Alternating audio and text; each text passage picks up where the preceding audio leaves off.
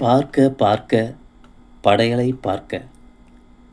இறைவனுக்கு சமர்ப்பணம் செய்யப்படுபவை எல்லாவற்றையும் எல்லோரும் பார்த்து விடுகின்றனர். அது சரி, அவற்றை இறைவன் பார்த்தாரா என்று எப்படி அறிவது?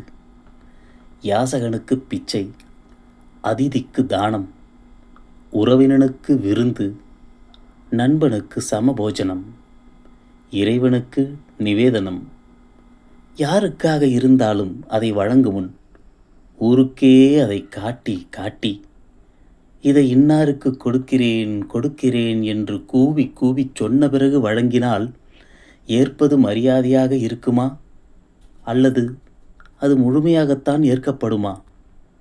உங்களுக்கு இலையில் பரிமாறப்பட்ட விருந்தை நீங்கள் உண்ணும் முன் அக்கம்பக்கத்து வீட்டுக்காரர்களையெல்லாம் அழைத்து வந்து, இதோ பாருங்கள் இதையெல்லாம் இவருக்கு சாப்பிட கொடுக்கிறேன், இதோ பாருங்கள் இதையெல்லாம் இவருக்கு சாப்பிட கொடுக்கிறேன் என்று சொல்லி சொல்லி காட்டிய பிறகு உங்களிடம் இப்போது நீங்கள் சாப்பிடுங்கள் என்றால் உங்களுக்கு எப்படி இருக்கும்?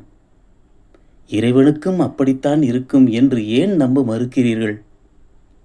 வழங்கும் பொருளில் விலை உயர்ந்தது விலை குறைந்தது என்ற ஏற்றத்தாழ்வுகள் எதுவும் இல்லை. உங்களுடைய பெருமையை அதில் தாளித்து ஊற்றாமல் பக்தியை மட்டுமே அதில் தூவிக் கொடுத்தால் மட்டுமே பரவசமுடன் அதனை ஏற்றுக்கொள்வான் இறைவன். கிருஷ்ணா கிருஷ்ணா.